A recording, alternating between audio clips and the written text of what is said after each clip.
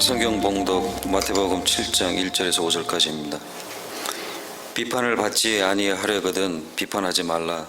너희가 비판하는 그 비판으로 너희가 비판을 받을 것이요 너희가 헤아리는 그 헤아림으로 너희가 헤아림을 받을 것이니라. 어찌하여 형제의 눈 속에 있는 티는 보고 내 눈 속에 있는 들보는 깨닫지 못하느냐. 보라, 내 눈 속에 들보가 있는데 어찌하여 형제에게 말하기를 나로 내 눈 속에 있는 티를 빼게 하라 하겠느냐. 외식하는 자야, 먼저 내 눈 속에서 들보를 빼어라. 그 후에야 밝히 보고 형제의 눈 속에서 티를 빼리라. 아멘. 마태복음 강의 49번째 시간입니다. 오늘은 마태복음 7장 1절부터 5절의 말씀을 가지고 창작과 비평이라는 말씀으로 함께 나누기를 원합니다. 부제목은 비판하지 말라입니다. 제가 고등학교 때 공부는 열심히 안 했는데요. 책을 좀 읽는 편이었는데 간혹 그 대학생이셨던 삼촌의 책장에 있는 책들을 꺼내서 이렇게 읽어보긴 했었습니다. 그 중에 한 책이 어떤 거냐면 창작과 비평이라는 책이었습니다. 그건 개간지입니다. 그러니까 시즌별로 봄, 여름, 가을, 겨울 이렇게 한 번씩 나왔던 책인데요. 삼촌이 당시에는 전지를 구입하셔가지고 제가 읽어봤습니다.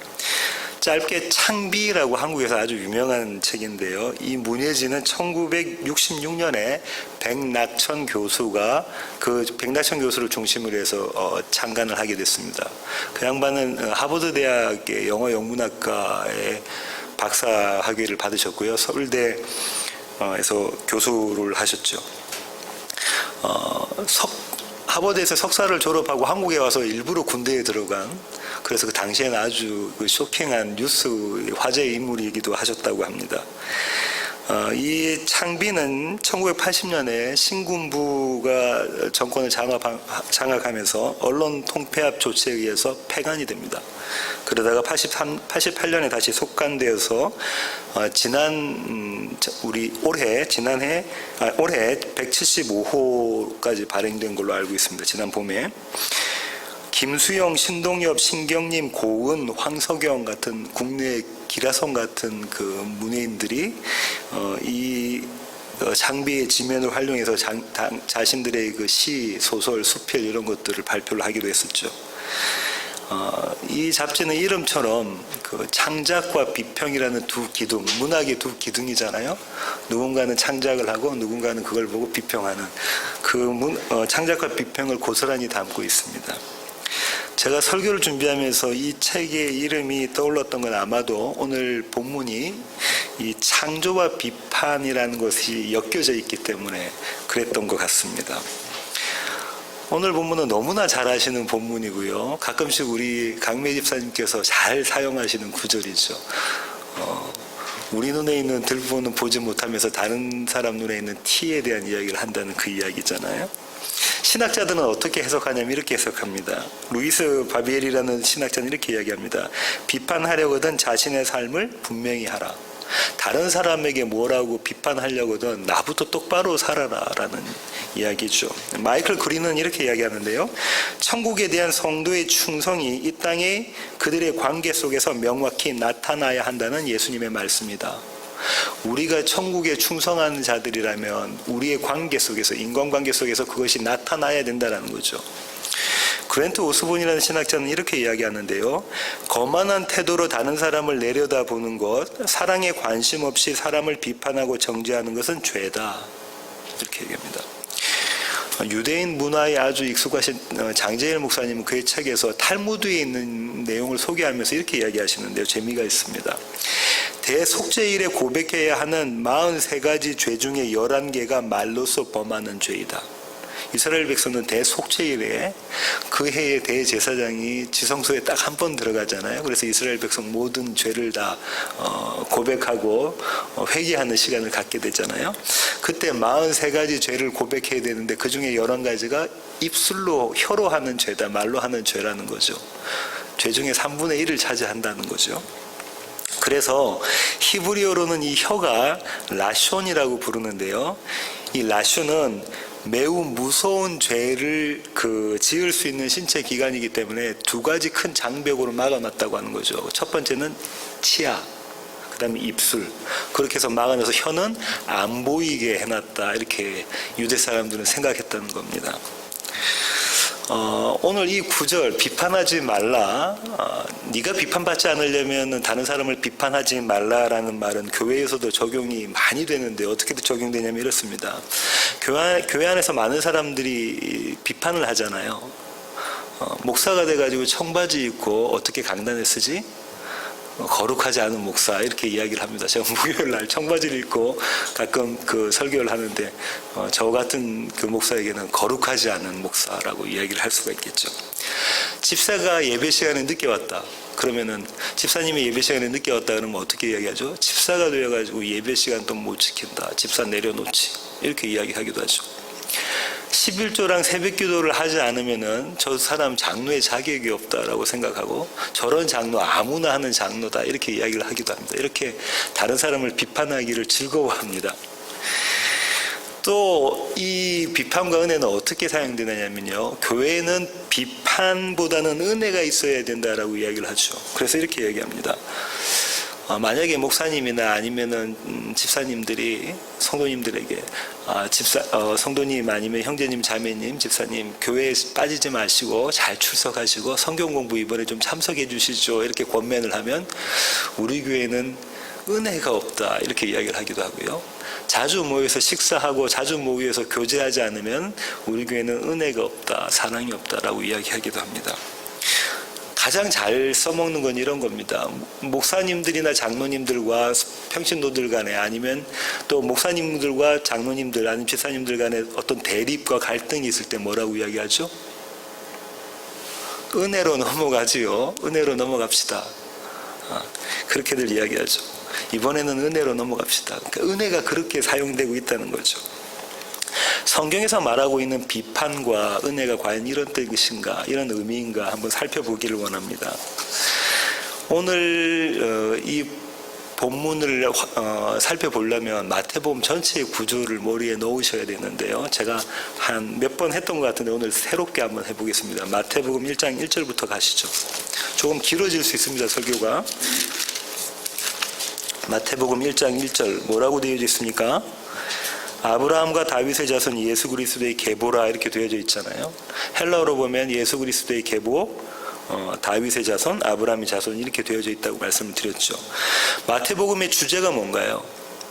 하나님 나라라고 말씀을 드렸고요. 하나님 나라. 그리고 그 나라에 들어갈 수 있는 의, 그리고 그 나라의 백성에 대한 이야기를 하고 있습니다. 나라니까 백성이 있어야 되잖아요. 다스리는 분과 백성이 있어야 되니까. 마태복음 이 주제에 대해서 일관적으로 처음부터 끝까지 1장부터 28장까지 이야기하고 있습니다. 근데 그 시작을 어떻게 하냐면 아브라함과 다윗의 자손 예수 그리스도의 계보라라고 시작하죠. 이거는 두 가지 의미를 갖고 있는데 한 가지 의미는 뭐냐면 하나님의 약속이 담겨져 있다는 거예요.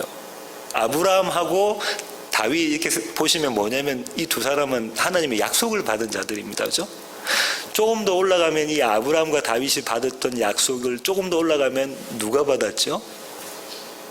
좀 많이 거슬러 올라가면 첫사람 아담이 받았죠. 그 아담이 받은 약속이 찾지는 않겠습니다. 창세기 1장 28절에 뭐였죠? 생육하고 번성하고 땅에 충만하라, 땅을 정복하라. 그걸 똑같은 걸 아브라함이 받고 네 씨로 그 땅을 정복하게 하겠다. 그 말씀 하시죠. 하늘의 별처럼 바닷가의 모래알처럼 내가 너희를 그렇게 생육번성 충만하게 만들고 가나안 약속의 땅을 정복하게 만들어 주겠다라고 말씀하시죠. 그 얘기는 또 다윗에게까지 이어지죠. 그러니까 약속을 담은 분으로 약속의 성취로 태어나신 분이 예수 그리스도라는 겁니다.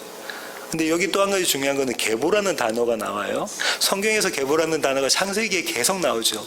첫 번째 나온 게 뭐였죠? 하나님께서 이 세상을 창조한 내력은 이렇더라. 이 내력이 계보고요. 그 다음부터 아담의 계보 그렇게 나가고 또 노아의 계보 이렇게 나가고 아브라함과 그렇게 계속해서 이 계보들이 이어져 나가죠. 지금 우리가 창세기에서 다루고 있습니다. 그러면 마태복음 1장 2절부터 해서 쭉 나와 있는 게 누가 누구를 낳고 누가 누구를 낳고는 이 하나님의 약속이 성취되는 모습이 그림이 그려져 있는 거죠. 그렇습니다. 근데 독특한 것은 이 중에서 구약의 여인이 4명이 등장해요. 누군가요? 다말, 라합, 룻, 바세바 이렇게 4명이 등장하는데 이 사람들은 모두 다 이방인들이었다라고 말씀을 드렸고요. 또 한편으로는 이 사람들은 다 어떤 사람들이냐면 아들을 낳을 수 없는 이스라엘의 장자를 낳을 수 없는 자들의 모습이었던 거죠. 그런 자들을 주님께서 이방인들을 데려오셔서 이들로 하여금 하나님의 씨를 낳는 모습을 그림을 그리고 있습니다. 이 4명의 여인이 신약의 한 여인으로 규결되는데 그 사람의 이름이 누구죠? 마리아입니다. 마리아는 아들을 낳을 수 없는 자입니다. 그죠? 남편이 없었던 자잖아요. 근데 성령으로 말미암아 아들을 낳는 자로 나오죠. 이 아들이 예수 그리스도입니다. 마리아의 의미는 히브리어로 어떤 거라고 했죠? 마라, 그죠? 쓴물, 쓰다, 괴롭다, 즐겁지 않다라는 거죠. 이 마라라는 단어가 2번이 등장한 큰 대표적인 사건이 있는데요. 첫 번째 사건이 뭐냐면 광야에서 이스라엘 백성들이 출애굽하고 난 다음에 샘을 발견하죠. 그 샘의 물을 먹으니까 그 물이 어땠습니까? 썼어요. 마라라고. 그렇죠. 그래서 하나님께서 모세를 통해서 어떻게 하라고 하시죠? 나무를 집어 던져라. 이 나무가 십자가 예수 그리스도 이야기죠. 그 물이 어떻게 바뀌어집니까? 쓴물이 단물로 바뀌어지죠. 그게 생수가 됩니다. 예수 그리스도가 너와 나의 생명이다를 고백하는 그런 사건이었죠. 2번째 마라라고 나오는 이름은 어디 나옵니까? 룻기에 나옵니다. 그죠? 나오미가 뭐라고 이야기하죠?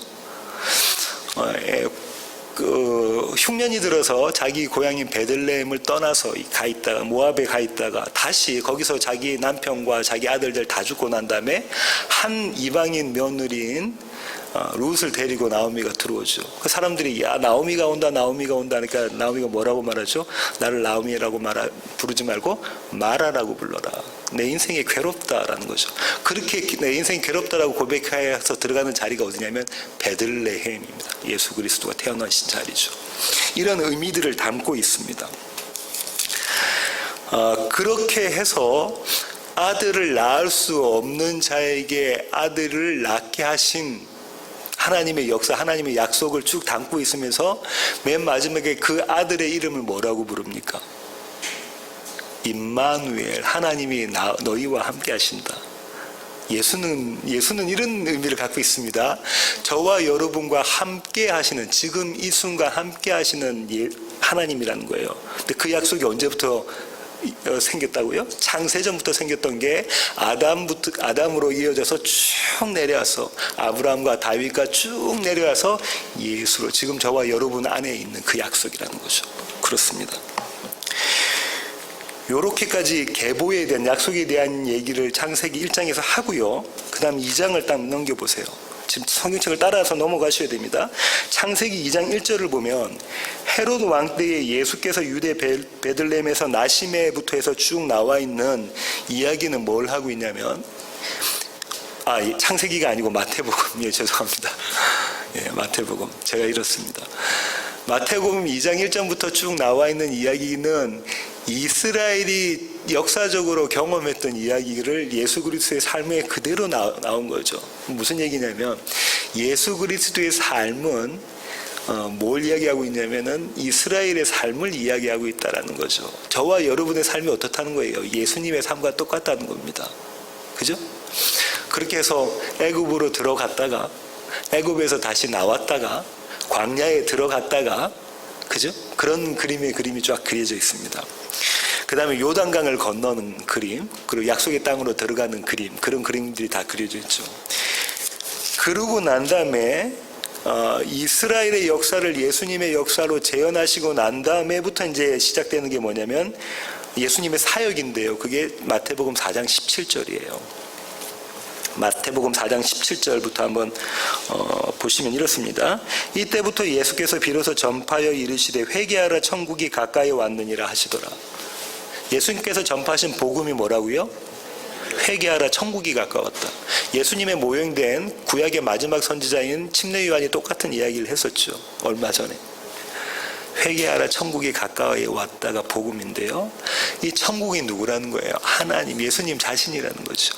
나와 함께하는 임마누엘 된 나와 함께하는 그것이 하나님 나라고 하나님 나라의 백성이다. 이 얘기 하시는 거죠. 그러니까 너희는 회개해라고 말씀하시는 겁니다. 그 다음에 무슨 말씀하시냐면 그런 자들은 나의 제자로 내가 만들어내겠다라는 말씀을 하시죠. 한번 보실게요. 18절부터 보세요. 갈릴리 해변에 다니시다가 두 형제 곧 베드로라 하는 시몬과 그의 형제 안드레가 바다에 그물 던지는 것을 보시니 그들은 어부라. 말씀하시되 나를 따라오라. 내가 너희를 사람을 낚는 어부가 되게 하리라 하시니 그들이 곧 그물을 버려두고 예수를 따르니라. 우리가 무슨 용을 써서 예수님의 제자가 되는 거, 우리가 무슨 힘을 써서 예수님의 제자가 되는 게 아니라 주님께서 뭐라고 말씀하십니까? 내가 너희를 사람 낳는 어부, 나의 제자로 만들어내겠다라고 선포하시는 거죠. 그렇게 선포하십니다. 그러고 난 다음에 예수님께서 예수님의 복음, 회개하러 천국이 가까웠다는 복음을 선포하시는 두 가지 방식을 설명하세요.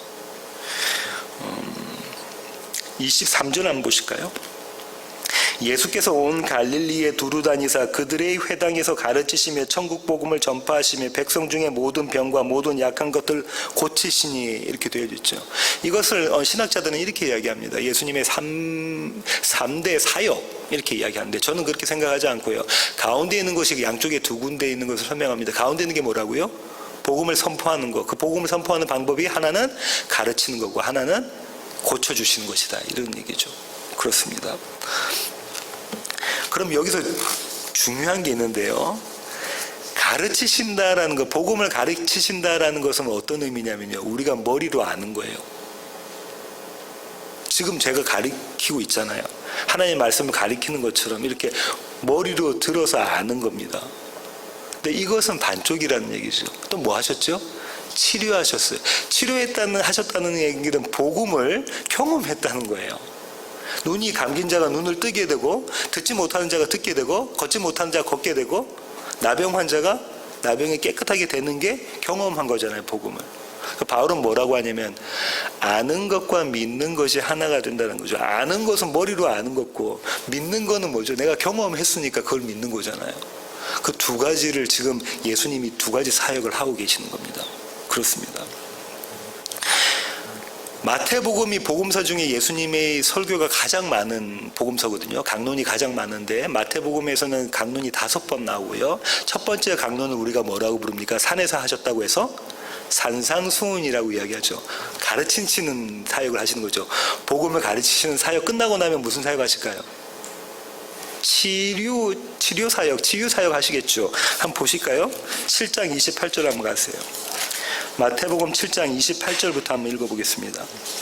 예수께서 이 말씀을 마치시며 무리들이 그의 가르치심에 놀라니 이는 그 가르치시는 것이 권위 있는 자와 같고 그들의 서기관들과 같지 아니함일러라. 이렇게 해서 산상순이 맞춰지고 그 다음 8장 1절 보세요. 예수께서 산에서 내려오시니 수많은 무리가 따르니라. 한 나병 환자가 나와 절하며부터 해서 쭉 여러 장을 무슨 사역을 하시냐면 치유하시는 사역을 하신다. 계속 마태복음 이 구조로 갑니다. 가르치시고 치료하시고 가르치시고 치료하시고 뭘 하신다는 거예요? 그렇게 복음을 선포하신다는 거예요. 교회는 뭐가 있어야 됩니까? 가르치고 치유하는 사역이 있어야 돼요. 치유한다는 게 병이 낫는 게 아니라 병이 나을 수도 있지만 병이 낫는 것뿐만 아니라 어떤 겁니까? 복음을 내가 온전히 경험하는 것. 그게 있어야 된다는 거죠. 머리로만 알면 지식만 커진 거예요. 그러면 뭐라고 이야기하냐면 목사님이 왜 저렇게 설교하실까? 아니 저 집사님은 저것밖에 모르나? 이렇게 자꾸 비판하게 되죠. 근데 그 복음을 알았던 복음을 뭐 한다는 거예요? 치유하게 되면 경험하게 되는 겁니다. 경험하게 되는 거예요. 예수님이 그 사역을 하셨고 교회는 그 사역을 감당해야 될 줄로 압니다. 그 가운데에 오늘 본문에 있는 산상수훈이 있어요. 산상수훈 시작은 5장 1절부터 시작하는데요. 마태복음 5장 1절 보세요. 예수께서 무리를 보시고 산에 올라가 앉으시니 제자들이 나아온지라. 이 산입니다. 이 산에 올라가 앉으시니 하면 이스라엘 백성들, 유대 백성들은 뭐 어떤 산을 먼저 생각했을까요? 시내산 생각했습니다. 모세가 그렇게 가르쳤거든요. 시내산, 율법을 산에 올라가서 가르치는. 예수님은 제2의 모세가 되는 거죠. 예, 그렇습니다. 이 산은 시온산입니다. 그러면서 이 마태복음의 주제가 하나님 나라고 그의 의를 통해서 들어가는 하나님의 백성이라는 말씀을 드렸잖아요. 그럼 이 하나님 나라의 백성의 정체성, 크리스천의 아이덴티티가 뭐다라고 설명하고 있는 것이 팔복이에요. 팔복은 네가 이렇게 하면 복 받아서 네가 이렇게 될 거야가 아니라 하나님이 미리 선포를 해주신 거예요. 너에게 내가 복을 줬다. 복 받은 자의 모습은 이런 모습이야. 복 받은 자의 모습은 이렇게 나타나는 거야. 이 땅에 살면서 심령이 가난한 자, 내가 완전히 죽은 자, 내가 나띵인 자를 고백하는 모습으로 나타나는 거야. 이게 복 받은 자야. 그 자에게 뭐가 주어졌다고요? 천국이 주어졌어라고 얘기해요. 인크루지오 구조로 돼 있죠. 팔복의 맨 마지막이 뭡니까? 천국에 들어가는 거예요. 이게 정체성 아이덴티티다라고 이야기하시고, 그 아이덴티티를 한 번 더 강조한 게 뭡니까? 너희는 세상의 빛과 소금이다. 세상의 빛과 소금 되신 분이 누구예요? 예수 그리스도. 네 안에 예수 그리스도 있니? 그럼 너희가 세상의 빛과 소금이야. 우리가 세상에서 뭐 열심히 어떻게 빛과 소금의 역할을 감당해야 되겠다가 아니라 네 안에 예수가 있니? 빛과 소금 된 예수가 있니? 그거 물어보시는 거. 그거 있으면 너는 너의 어떠함이 아니라, 너희의 잘남, 너희의 열심, 그게 아니라 예수가 있으면 너희가 세상의 빛과 소금이야. 이 얘기 하시는 거죠. 그렇습니다. 그 다음부터 뭐라고 말씀하시냐면요. 한번 조금 볼게요. 20절 한번 보실까요? 내가 너희에게 이르노니 너희의 의가 서기관과 바리새인보다 더 낫지 못하면 결코 천국에 들어가지 못한다라고 말씀하시죠. 그러면서 그 위에 조금 올라가서 17절을 보시면 내가 율법이나 선지자를 폐하러 온 줄로 생각하지 말라. 폐하러 온 것이 아니오 완전하게 하려 왔다라고 말씀하시죠. 그럼 서기관과 바리새인보다 더 나은 의를 말씀하시잖아요. 서기관과 바리새인의 의는 율법의 의, 모세의 의인데 그걸로는 안 돼. 더 나은 의, 온전한 의, 완전한 의를 너희가 가져야 돼. 더 나은 의를 내가 지금부터 설명해 줄게 라고 주님께서 말씀을 하십니다. 그죠? 이 더 나은 의가 율법과 선지자의 완성이다라고 말씀을 하시죠. 그러면서 그 다음부터 뭐라고 말씀하시냐면 너희가 옛사람에게 말한 바 너희가 이렇게 들었지만 나는 이렇게 너희에게 말한다. 그러면서 모세의 법과 또 바리새인과 서기관의 의와 예수님의 의를 대조하시죠. 그렇게 대조하십니다. 대조하시는 거를 그 십계명 중에 몇 가지 뒤에 나와 있는 몇 가지 계명으로 말씀하시는데 그게 뭐냐면 첫 번째가 살인하지 마. 너희는 살인하는 자들이야. 내가 너희로 하여금 살인하지 않는 자로 만들어낼게라는 거죠. 살인하지 마. 그 다음에 간음하지 마. 헛맹세, 거짓 증거하지 마. 그 다음에 악한 자를 대적하지 마. 원수를 대적하지 마. 그리고 종교는 뭐죠? 사랑해. 계명의 종교는 뭐라고요? 사랑해. 누구를요? 원수를 사랑해. 우리가 원수 사랑합니까? 아니요. 원수를 사랑하신 분이 누구예요? 예수 그리스도. 네 안에 예수 있니? 그 의, 더 나은 의 있니? 이렇게 말씀하고 계시는 거죠. 그렇습니다. 그러면서 5장 48절 한번 보실까요? 5장 48절 보시면 이렇게 말씀하시죠. 하늘에 계신 너희 아버지의 온전하심과 같이 너희도 온전하라. 하늘에 계신 너희 아버지의 온전함 같이 너희도 온전하라. 이건 우리가 불가능한 겁니다. 우리는 막 용을 쓰고 있지만 애를 쓰고 있지만 불가능한 거죠. 온전하신 분은 누구밖에 없으시다고요? 예수님, 하나님밖에 없으니까 그분이 내 안에 있니? 이거 물어보시는 거라고 말씀드렸고요. 그 다음부터 6장 1절부터 더 나은 의를 다시 설명합니다. 계속 산상수는 이 더 나은 의, 천국에 들어갈 수 있는 의에 대한 이야기를 하고 있는 거예요. 너희가 만약에 하나님 나라의 백성이라면, 하나님 나라에 들어갈 수 있다면, 가게 된다면 너희에게는 반드시 뭐가 있다? 더 나은 의가 있다라는 말씀을 하고 계시는 거죠. 그걸 소개하고 있는 거라고요. 그러면서 6장 1절에 이렇게 이야기하시죠. 사람에게 보이려고 그들 앞에서 너희의 의를 행하지 마라. 이 의는 누구의 의였다는 거예요? 서기관과 바리새인의 의였다, 모세의 의였다라는 거 말씀하시죠. 그러면서 종교적 행위를 세 가지 말씀하십니다. 그게 뭡니까? 첫 번째가 구제, 그 다음에 기도 중에 뭐가 나오죠? 그 유명한 주기도문이 나오죠. 그 다음에 금식에 대한 이야기 하시죠. 이 세 가지는 눈에 드러나는 겁니까? 드러납니다. 강호찬 집사님이 안 하시던 금식을 만약에 목사님, 제가 우리 사업이 좀 안 됐는데요, 한 열흘간 금식해 보겠습니다 하고 딱 오시면 어떻게 될까요? 얼굴이 헬쑥해지죠. 그리고 조금 더 이 금식했다는 걸 보이려면 어떻게 하냐면 수염도 안 깎으시고 이러면 막 그런 모습으로 오시겠죠. 금식, 기도, 구제는 눈에 보이는 겁니다. 그죠? 이런 걸로 우리의 종교적 열심을 드러낼 수 있는 거다라는 것이죠. 그거 아니다. 더 나은 의는 그거 아니야. 더 나은 의는 참으로 구제해 주시고 참으로 기도하시고 참으로 금식하신 누구를 붙잡는 것? 예수를 붙잡는 거야 라고 가르쳐 주시죠. 그러고 난 다음에 다시 더 나은 일을 설명해 주시는 방법이 뭐냐면요, 이런 거죠. 더 나은 의 대신 보물, 그 보물 너희가 갖고 있니? 누구라고요? 예수. 더 나은 의 대신 등불, 너희 가운데 너희 눈이 그 등불을 보고 너희 가운데 그 등불이 있니? 빛 대신 그분이 있니? 예수. 그 얘기 하셨죠? 그러면서 이렇게 말씀하셨습니다. 하나님과 재물을 너희가 겸하여 동시에 섬길 수 없다. 재물이 만문이라고 했었죠. 그거 섬길 수 없다. 뭐가 지금 대조된 거예요? 재물은 누구로 대조된 겁니까? 지금까지 쭉 온 걸로 보면, 의로 보면 서기관과 바리새인의 의와 세상의 의, 다시 말하면 저와 여러분의 의와 누구의 의? 하나님의 의가 대조되고 있는 거라고요. 지금 그 맥락 속에 계속 그걸 끌고 가고 있는 겁니다. 이 단락들을 끌고 가고 있는 거예요. 그러면서 서기관과 바리새인의 의에 대한 이야기를 하시면서 뭐라고 말씀하셨냐면 염려하지 마라고 말씀하셨죠. 너희의 긍정의 힘으로는 도대체 불가능한 거야. 나의 긍정의 힘, 내가 내 약속을 반드시 지켜내는 그 힘으로 너희를 더 나은 의를 너희에게 준다. 그리고 너희를 하나님 나라에 끌고 들어간다라고 말씀하고 계신 겁니다. 그렇죠? 그게 지난 시간까지 이야기고요. 염려하지 말라 했죠. 오늘 부제목이 뭐라고요? 비판하지 말라입니다. 그럼 이 비판하지 말라는 무슨 이야기일까요? 아까 말씀드린 것처럼 어떤 맥락이냐면 더 나은 의에 대한 맥락 가운데 있다니까요.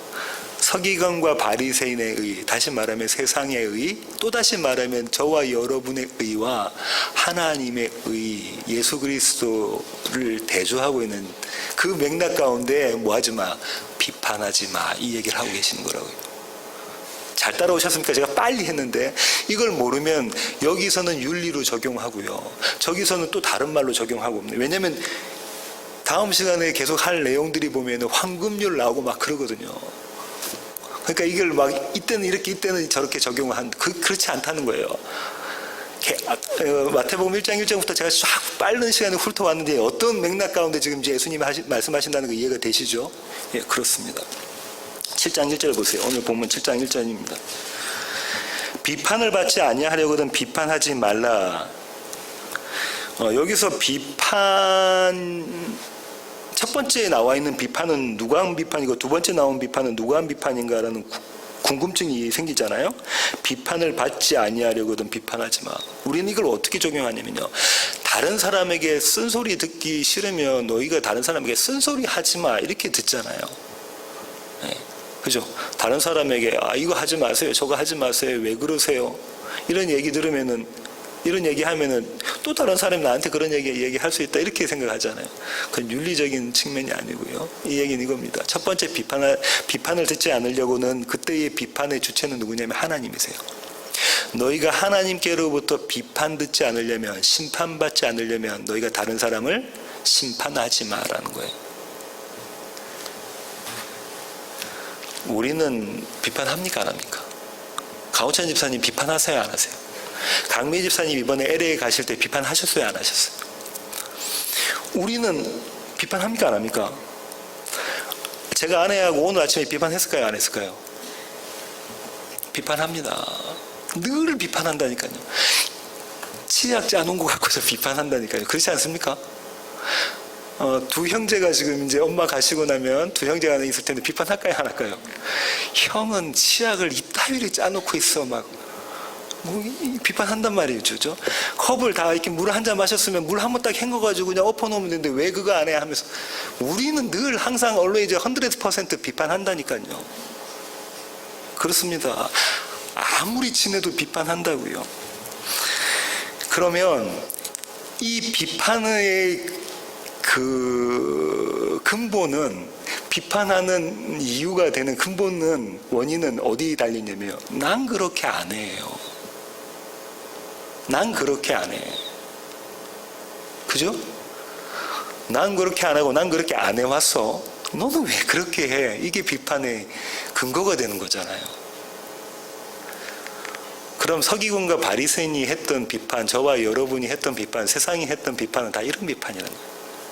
나의 의에 근거한 다른 사람에 대한 비판. 이해가 되시죠? 두 부분 웃고 있는데 오늘 아침에도 그랬던 것 같아요. 그렇습니다. 우리는 뭘 하려고 하냐면요, 다른 사람을 비판하는 것, 심판하는 것으로 우리의 의의를 확보하려고 합니다. 그렇죠? 다른 사람을 비판하면 내가 의인이 되는 것처럼 착각하고 있다니까요. 나는 좀 더 나은 자라고. 그랬던 한 남자 이야기를 소개해 드릴게요. 누가복음 18장으로 가겠습니다. 누가복음 18장 9절부터 14절입니다. 누가복음 18장 9절부터 또 자기를 의롭다고 믿고 다른 사람을 멸시하는 자들에게 이 비유로 말씀하시되 두 사람이 기도하러 성전에 올라가니 하나는 바리새인이요 하나는 세리라. 바리새인은 서서 따로 기도하여 이르되 하나님이여 나는 다른 사람들 곧 토색 불의 간음을 하는 자들과 같지 아니하고 이 세리와도 같지 아니함을 감사하나이다. 나는 일에 2번씩 금식하고 또 소득의 11조를 드리나이다 하고 세리는 멀리 서서 감히 눈을 들어 하늘을 쳐다보지도 못하고 다만 가슴을 치며 이르되 하나님이여 불쌍히 여기소서 나는 죄인이로소이다 하였느니라. 내가 너희에게 이르노니 이에 저 바리새인이 아니고 이 사람이 의롭다 하심을 받고 그의 집으로 내려갔느니라. 무릇 자기를 높이는 자는 낮아지고 자기를 낮추는 자는 높아지리라 하시니라. 여기서 지금 어떤 얘기가 나오냐면 더 나은 의가 나오죠. 바리새인과 서기관의 의와 더 나은 세리의 의가 나왔단 말이죠. 그죠? 근데 바리새인과 서기관, 이 바리새인이 누구를 보고 자기의 의를 드러내죠? 세리의, 내가 저 세리 같지 않음을 제가 감사의 조건이 뭐예요? 다른 사람을 심판하고 정죄하고 판단하는 것. 내가 저 사람 같지는 않습니다라는 거 갖고 한다니까요. 우리가 그렇게 한다니까요. 강매 집사님이 강우찬 집사님한테 그러세요. 그죠? 네. 고개 끄덕끄덕 하시는 게 그러신다니까요. 우리는 늘 그런 자들입니다. 주님께서 이걸 고발을 하시는 거죠. 네가 비판하고 네가 심판하고 네가 정죄하는 거, 네가 네 의로 삼는 거, 그거 드러내려고 하는 거네. 그 의로는 하늘나라 못 가. 그 의로는 천국 백성이 못 돼. 이 말씀하고 계시는 겁니다. 오늘 본문 다시 마태복음 7장으로 오시세요. 7장 2절 한번 보실까요? 너희가 비판하는 그 비판으로 너희가 비판을 받을 것이요 너희가 헤아리는 그 헤아림으로 너희가 헤아림을 받을 것이니라. 조금 더 구체적으로 주님께서 말씀하시는데 이렇죠. 여기서 나와 있는 헤아림이라는 건 이런 겁니다. 우리가 물건을 사고 팔고 할 때요. 예를 든다면 쌀을 사거나 아니면 뭐 곡식을 살 때 우리 한국에서는 한 대 아니면 한 말 이렇게 하잖아요. 이 헤아림이 그런 도량형입니다. 그죠? 네가 주는 그대로 네가 받게 된다 이런 말씀을 하고 계시는 거잖아요. 그러니까 우리 인간관계끼리 이야기하는 게 아니라 하나님과 우리의 사이의 이야기를 지금 하고 계시는 거란 말씀이죠. 찾아보지는 않겠지만 적어놓으시고 집에 가셔서 한번 읽어보십시오. 로마서 1장 28절부터 2장 5절까지 바울도 똑같은 이야기를 하고 있습니다. 자, 이 오늘 그 7장 2절에 있는 본문도 이렇게 해석하셔야 돼요. 지금까지 세상의 의, 저와 여러분의 의와 하나님의 의를 대조시켜서 지금 예수님께서 말씀하고 계시는 거라고 말씀드렸고요. 그러면 내가 너희로 하여금 반드시 너희의 의, 세상의 의, 바리새인과 서기관의 의는 어떻게 하겠다는 거예요? 무너뜨릴게. 그 무너뜨리고 그 자리에 나의 의를 심어 놓을게라는 게 하나님의 말씀인 거예요. 주님의 말씀이신 거예요. 그 무너진 것이 예루살렘 성전입니다. 내가 3일 만에 이 예루살렘 성전 무너버릴게. 너무 화려해 보이는 황금빛으로 되어 있는 그 성전 무너뜨릴게. 그리고 내가 그 성전의 주인이 될게. 내가 성전이 될게 라고 주님께서 말씀하시는 거라니까요. 무너진 성전이 저와 여러분의 의입니다. 세워진 성전은 예수 그리스도의 의가 되겠죠. 이 성전 건축하시는 게 저와 여러분의 평생의 삶이에요. 인생입니다. 성도의 인생은 이 성전이 건축되는 거예요. 성도가 아닌 하나님께 택함받지 않은 자들의 인생은 이 성전 대신 탑이 건축되는 거죠. 다시 말하면 옛 성전이 계속해서 건축되는 겁니다. 우리는 새 성전이 건축되는 것이고요. 주님 그렇습니다. 이 성전은 이미 세워진 성전인가요? 묵시적으로 보면 그렇죠. 이미 완성된 성전입니다. 요한 이걸 봤죠. 거룩한 어린 양의 신부의 거룩한 성, 그게 뭐죠? 새 예루살렘 성, 새 성전. 그건 요한 이미 봤어요. 완성된 모습이라는 거. 그게 저와 여러분의 모습이죠. 근데 이 역사 가운데선, 역사를 살아가는 저와 여러분의 삶 가운데선 세워진 겁니까? 세워져 가는 겁니까? 세워지는 성전입니다. 성전은 교회인가요? 세워지는 교회입니다. 그게 우리 교회의 이름입니다. 우리의 삶의 역사 가운데, 우리의 삶의 인생 가운데 계속해서 하나님께서 세워가시는 교회, 성전, 예수님의 성전, 예수님과 함께하는 것, 그게 우리 교회 이름입니다. 어디 가셔서 세워지는 교회 이름이 뭐냐고 물어보시면 아직도 세우려면 까마득하게 먼 그런 교회 이름입니다라고 말씀하지 마시고 이 말씀을 하시면 되겠습니다. 그 다음에 4절과 5절에 예수님께서 기가 막힌 예화를 드십니다. 그게 뭐냐면 들보와 티의 예화죠. 들보는 대들보입니다. 기둥, 컬럼. 티는 어떤 거냐면요, 나무 조각 같은 거예요. 그러니까 이 현장은 지금 어떤 현장이냐면, 목수가, 예수님 목수셨죠? 목수가 기둥을 만들기 위해서 막 대패질을 하고 있는 거예요. 착착착 대패질하는 거예요. 대패질하면 뭐가 튀어나갈까요? 대패밥이 튀어나겠죠. 톱질하면 톱밥이 튀어나오듯이 대패질을 하거나 톱질을 하거나 그런 상황이에요. 현장에서. 그럼 막 대패질하고 톱질하고 있는 그런 상황에서 나무 조각 한 개가 티가 튀어서 누구에게 들어갔어요? 내 형제의 눈에 들어갔다고요. 그걸 네 눈에 티 있다라고 이야기하고 있는 게 지금 비판하는 모습이라고 말씀하신 거예요. 그러면 조금 더 우리가 상상력을 동원해서 이 목수가 열심히 이렇게 대패질을 하고 톱질을 하고 난 다음에 대패질을 해서 아름답게 만들고 튼튼하게 만드는 이 기둥이 내 눈 안에 있는 거잖아요. 목수의 눈 안에 있는 거잖아요. 그게 뭘까요? 나의 의입니다. 예수님 기가 막힌 비유를 하시죠. 이게 그러니까 저와 여러분이 익히 알고 있는 것처럼 내 약점 안 보고 다른 사람의 결점에 대해서만 자꾸 이야기하라 그 얘기 아니고요. 목수가 현장에서 기둥을 세우기 위해 집에 튼튼한 자신의 집, 자신의 성전에 튼튼한 기둥을 세우기 위해서 열심히 대패질을 하고 있는 거예요. 우리의 삶이 그렇다는 거예요. 열심히 뭐하고 있는 삶이라는 거예요. 나의 의를 쌓기 위한 대패질을 하고 있는 게 저와 여러분의 삶이라는 거잖아요. 그렇게 대패질 쌓아서 기둥을 세우는 거예요. 그러면서 이 기둥을 가지고 뭐라고 이야기하죠?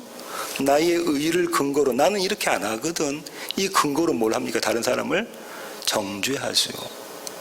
아니 우리 남편이, 아니 우리 아내가, 아니 저 집사님이, 아니 저 목사가, 이렇게 정죄한다는 거죠. 이 기둥, 나의 의를 가지고.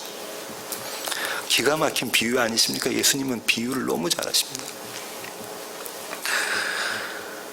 주님께서 그러면 이 대들보를 어떻게 하시겠다는 거죠? 이 기둥을 뽑아내시겠다라는 거예요. 오늘 말씀은 우리가 이 기둥을, 내 눈에 있는 들보를 끄집어냅니까? 눈 안에 뭐가 조금 한 개 들어가도 끄집어내면 아파요, 안 아파요?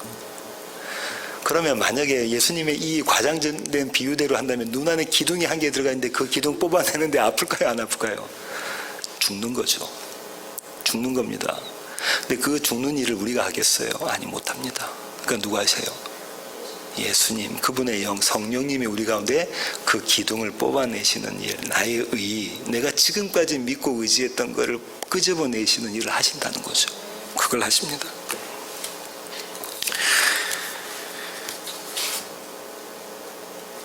그래서 예수님은 내 안에 있는 들보를 보게 하시고 그 들보의 불가능함을 깨닫게 하시고 오직 예수 그리스도만 붙잡게 하신 거잖아요. 그게 저와 여러분이 이 땅에서 받는 하나님의 비판이세요. 하나님의 심판이세요. 이 땅에서 그 심판과 비판이 없으면 마지막 때에 받게 되죠. 믿지 않는 자들은 마지막 때에 그 심판을 받게 되고, 믿는 자는 지금 이 땅에서의 나의 의가 무너지는 심판을 받게 됩니다. 그게 은혜예요. 대단한 역설이죠. 대단한 역설입니다.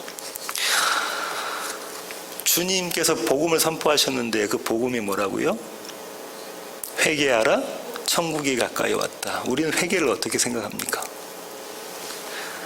주님, 한 주간 제가 이 형제를 비판했습니다. 주님, 한 주간 제가 저 자매를 비판했습니다. 예수 그리스도의 귀하신 보혈로 용서해 주십시오. 이렇게 기도하지 않습니까? 심지어는 어떻게까지 기도하냐면 이렇게 하죠. 저 어릴 때 많이 기도했었는데요. 주님, 제가 알고 지은 죄, 모르고 지은 죄 다 용서해 주세요. 예수의 피로 용서해 주세요. 이렇게 이야기합니다. 이건 예수님의 피를 아주 주술적이거나 미신적으로 믿는 거예요. 마치 무당이 어떤 그런 거 하듯이 그렇게 믿는 거라고요. 예수 그리스도를 열심히 내 밖에서 섬기는 모습입니다. 그렇죠? 예수의 피로 이런 모습이라는 거예요. 예수님의 피, 예수님의 살기 뭐 이야기하는 겁니까? 예수님이 우리를 위해서 흘리신 보혈과 피는 예수님이 희생, 하나님이 나 대신 죽으셨다라는 거잖아요. 근데 나 대신은 뭐냐면 나와 함께입니다. 믿음으로 저와 여러분은 예수님이 십자가에 달리신 그 순간에 함께 죽었고, 믿음으로 저와 여러분 예수님이 사흘 만에 빈무덤에서 일어나신 그 모습으로 일어난 거잖아요. 그게 내 안에 있는 예수인 거죠. 내 밖에서 예수님을 섬기는 회개기도는 하는 게 아니죠. 그럼 우리는 회개기도를 어떻게 할까요? 잃어버렸던 당자가 아버지의 품으로 돌아가는 그 모습이 회개라고 말씀드렸잖아요. 그게 뭡니까? 내가 내 눈에 있는 들보를 보는 거예요. 회개를 시키시는 분은 내가 회개기도를 하는 게 아니라 하나님이 하신다니까요. 내 안에 내 들보를 보고 주님, 제가 이런 자군요. 주님께서 들보를 끄집어내시는 걸 보고 주님이 이 일을 하시군요. 내가 오직 예수 그리스도를 붙잡습니다. 그분이 나의 의가 되시고 나의 생명 되시고 나의 주인 되시는 거, 그거 고백하는 거, 그게 회개입니다. 립서비스로 하는 게 회개가 아니라는 거죠. 철저하게 나의 불가능함, 나의 죄인됨, 나의 아무것도 아님, 나의 나띵됨을 고백하는 게 회개예요. 근데 그 회개가 어떻게 일어나야 되냐면 머리로만 알면 뭐라고요? 반쪽이라니까요. 주님이 뭐 하셨습니까? 가르치시고 치료하시고. 머리로 아는 것, 우린 머리로 다 압니다. 머리로 다 알아요. 우리 나띵입니다. 머리로 다 알죠. 쿡 찔러보세요. 나띵인가? 강미애 집사님이 강호천 집사님을 쿡 찔러보세요. 왜 이래 이러지. 나띵이 아니잖아요. 우리는 나띵이라고 고백 안 한다니까요. 그러면 그 자리에서 내가 이렇게도 나띵임을 고백 못하는 자입니다를 다시 한번 고백하게 만드시고 예수를 붙잡는 거예요. 그 대들보를 끄집어내시는 일을 주님께서는 저와 여러분의 삶 가운데 광야에서 하십니다. 갈릴리 바다 한복판으로 밀어 넣으시는 기가 막힌 풍랑이 있는 그 갈릴리 바다 한복판으로 밀어 넣으시는 방법으로 하신다고요. 그 광야에서. 참 회개의 기도는 나로서는 할 수 없고 하나님께서 하시는 일입니다. 하나님의 일. 그래서 우리가 그 일을 하나님의 일이라고 이야기하는 거예요. 오늘 설교의 결론을 맺겠습니다. 오늘 설교에는 아주 불쌍한 두 여인을 소개하는 걸로 설교를 맺을까 하는데요. 첫 번째 여인은 이런 여인입니다. 기가 막힌 운명을 가지고 있는 여인인데요. 누가복음 7장으로 가겠습니다. 누가복음 7장 36절부터 50절입니다.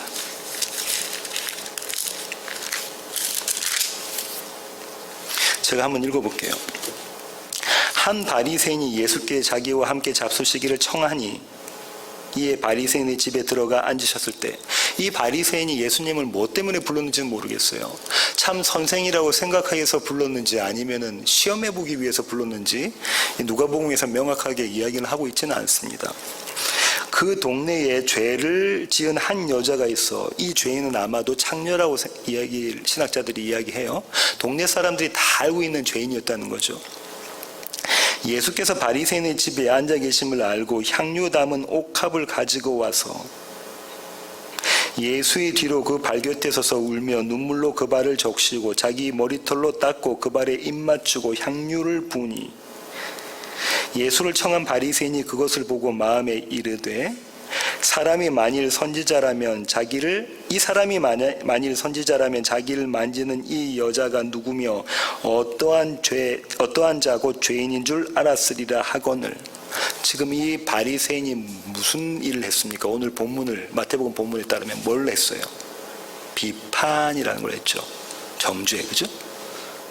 나는 그런 여자 아닌데, 나는 의인인데, 이 여자는 죄인인데, 창녀인데, 이 비판을 하고 있는 거다, 그죠? 예수께서 대답하여 이르시되 시몬아 내가 내게 이를 말이 있다 하시니 그가 이르되 선생님 말씀하소서. 이르시되 빚 주는 사람에게 빚진 자가 둘이 있어 하나는 500데나리온을 졌고 하나는 50데나리온을 졌는데 갚을 것이 없으므로 둘 다 탕감하여 주었으니 둘 중에 누가 그를 더 사랑하겠느냐.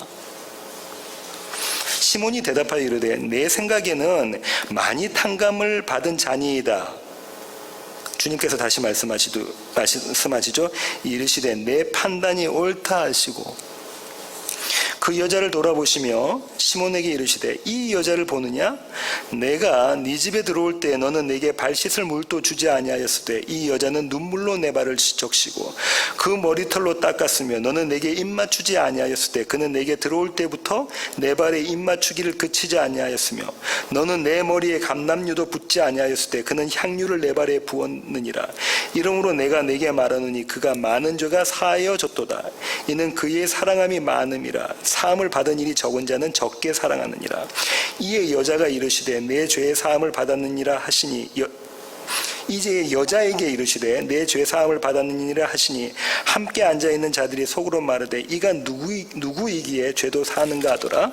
50절입니다. 예수께서 여자에게 이르시되 내 믿음이 너를 구원하였으니 평안히 가라. 시몬의 판단은 바리새인의 판단이었고요. 세상의 판단, 저와 여러분의 판단이었습니다. 그렇죠? 근거가 뭡니까? 나의 의, 나의 대들보라니까요. 그걸 가지고 다른 사람의 티에 대해서 지금 판단한 거잖아요. 그렇게 판단합니다. 그 자리에 예수님이 다시 판단하죠.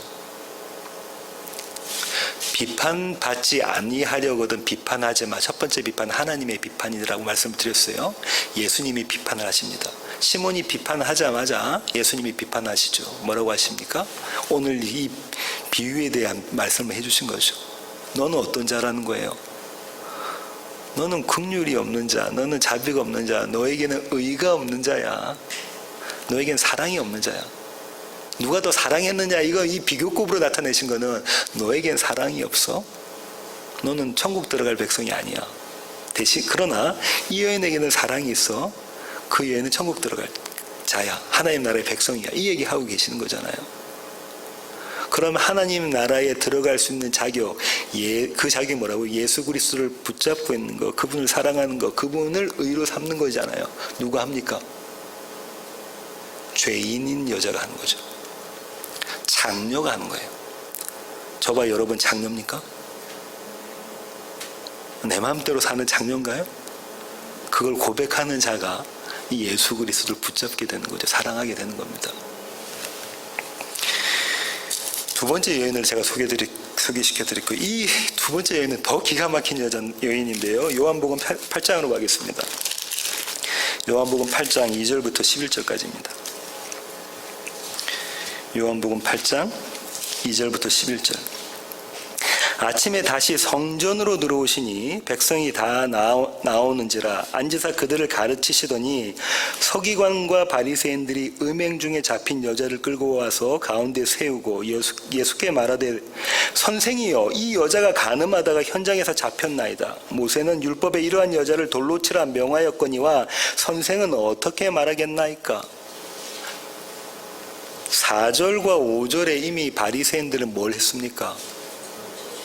비판을 했죠. 정죄를 했습니다. 뭘 가지고?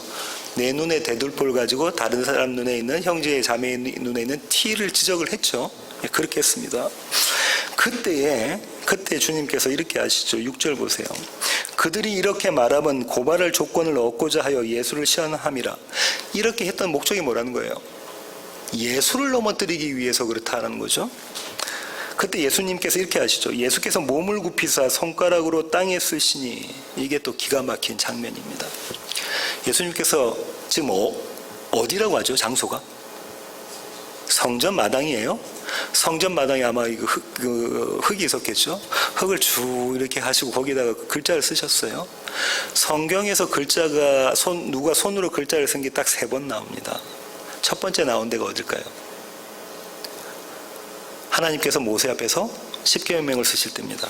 이건 한번 찾아보겠습니다. 출애굽기 31장 18절입니다. 출애굽기 31장 18절.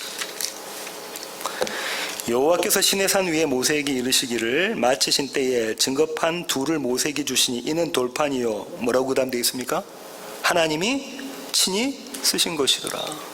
이 첫 번째 하나님께서 쓰신 거죠. 이 다음에 무슨 사건이 생겼죠? 예. 이 다음에 무슨 사건이 있었죠? 황금 송아지 사건. 그럼 이 지금 돌판에다가 하나님께서 글로 쓰시는 건 뭘 하시겠다는 거예요? 이 율법을 주시면 너는 이 율법 지켜낼 수 없는 자다라는 건 뭐 하시는 겁니까?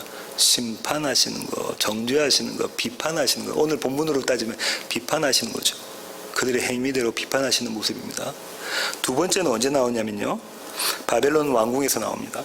다니엘서 5장 1절부터 6절 한번 보실까요? 다니엘서 5장 1절부터 6절. 벨사살 왕이 그의 귀족 1000명을 위하여 큰 잔치를 베풀고 그 1000명 앞에서 술을 마시니라. 벨사살이 술을 마실 때에 명하여 그의 부친 느부갓네살이 예루살렘 성전에서 탈취하여 온 금, 은, 그릇을 가져오라고 명하였으니 이는 왕과 귀족들과 왕후들과 후궁들이 다 그것으로 마시려 함이었더라. 벨사살 왕이 그 친척들을 다 모아놓고 지금 술을 마시고 잔치를 베풀었잖아요. 연회를 베풀었잖아요. 근데 그때 사용했던 술잔하고 기물들이 뭐라고 어디 있던 겁니까? 여호와의 성전에 있던 그걸 가지고 지금 하고 있는 거예요. 내가 누구랑 내가 여호와다, 내가 하나님이다, 이 얘기 하고 있는 거죠. 그 다음에 한번 보실까요?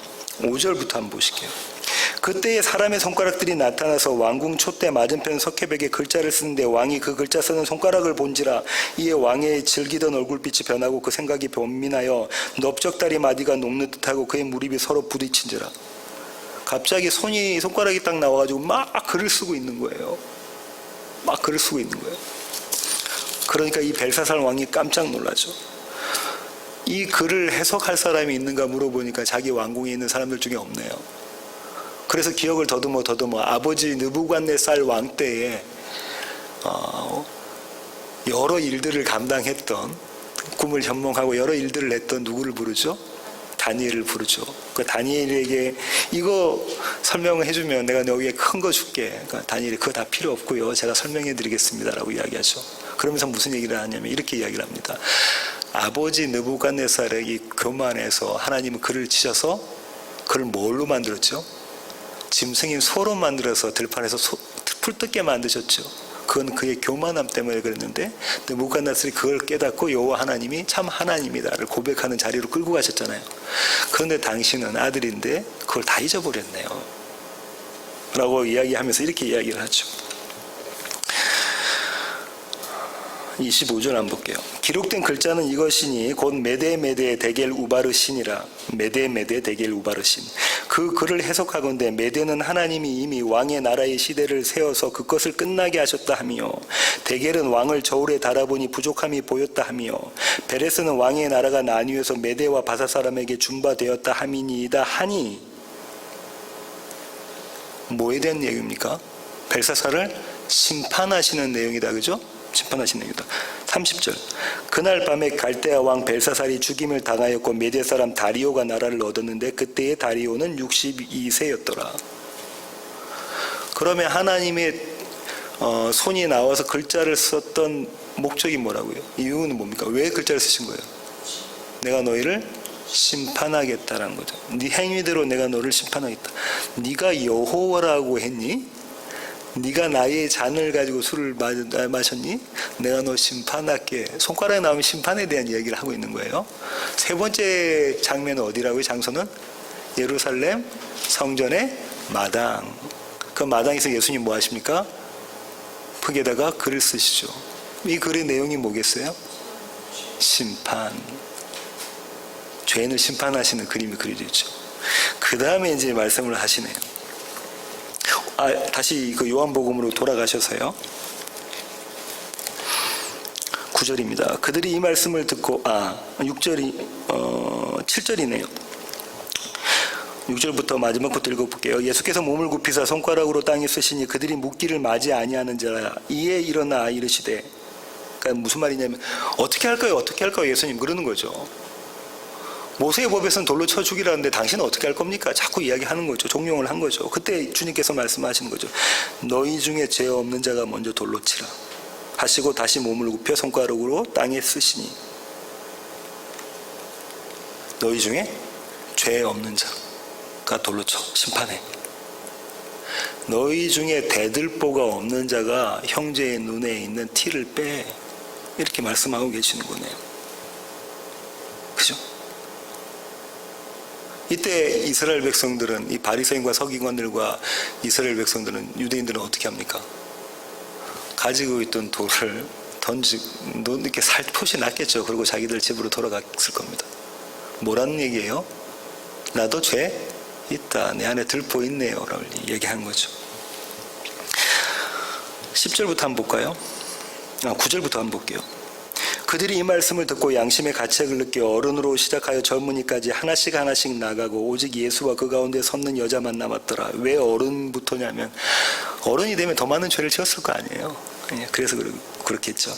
예수께서 일어나사 여자 외에 아무도 없는 것을 보시고 이르시되, 여자여 너를 고발하던 그들이 어디 있느냐? 너를 정죄한 자가 없느냐? 대답하여 주여 없나이다. 예수께서 이르시되 나도 너를 정죄하지 아니하노니 가서 다시는 죄를 범하지 말라 하시니라. 주님께서 뭐라고 말씀하시냐면 내가 너 심판 안 한다라는 거죠. 이게 예수님의 은혜고요, 자비고요. 교회에서 이야기해야 될 은혜라고요. 아까 설교 처음에 말씀드렸던 그런 은혜가 아니라 이 은혜, 예수님의 은혜. 저는 이 성전 마당을 한번 주목해 보는데요. 이 성전 마당은 그 당시에 이 여인을 붙잡고 왔던 그 바리새인과 서기관들과 유대인의 지도자들이 줄기차게 드나드는 곳이죠. 자기 의를 드러내는 자리입니다. 나는 너희와 달라라고 이야기했던 자리죠. 금식하고 11조 내고 구제하고 제사 드리고 이랬던 자리예요. 그 자리에 끌고 온 거잖아요. 근데 주님께서 뭐라고 말씀하시냐면 너희 중에 죄 없는 자가 돌을 들어 이 여인을 쳐라라고 했죠. 그때 저는 이 여인은 무조건 내가 죄인임을 고백했던 자잖아요. 붙잡혀 왔으니까, 현장에서 가늠하다 붙잡혀 왔으니까. 그런데 돌을 들고 있던 사람들도 공히 주님의 고발을 듣게 되죠. 주님께서 고발하시면 듣게 되죠. 너희 안에 의 있니? 너희 안에 더 나은 의 있니? 네가 정말 천국 들어가기 합당한 자니? 이때 아마도 주님께서 허락하신, 창세전에 택하신 백성은 돌을 놓고 가면서 뭐라고 생각했을까요? 그래, 내 안에 들보가 있네.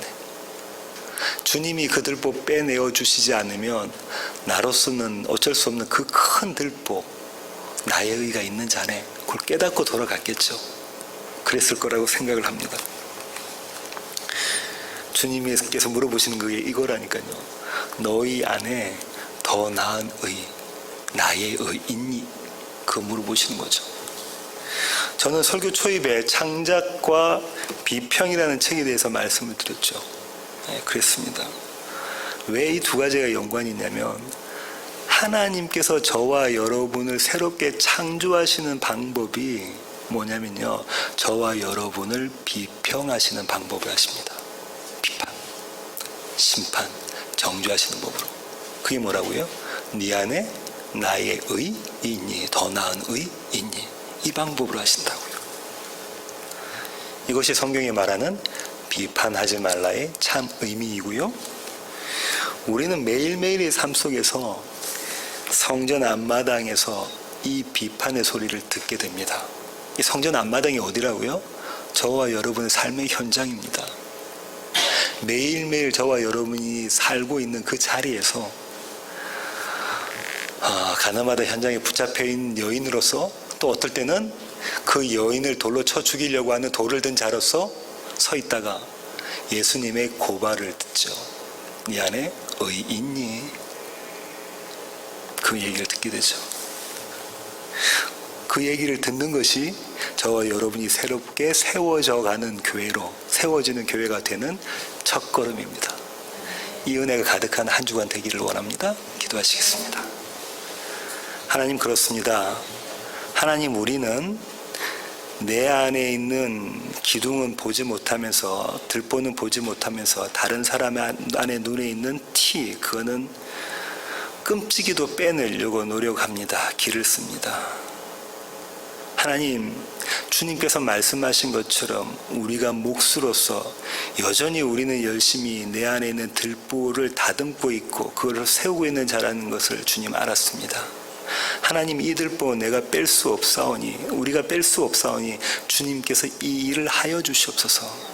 그리고 하나님께서 이 일을 하실 때 세상이 볼 때는 실패되고 낙심되는 그 일이지만 우리에게는 오히려 도리어 기쁨이 되고 또 감사하게 되는 그 역사를 우리에게 허락하여 주시옵소서.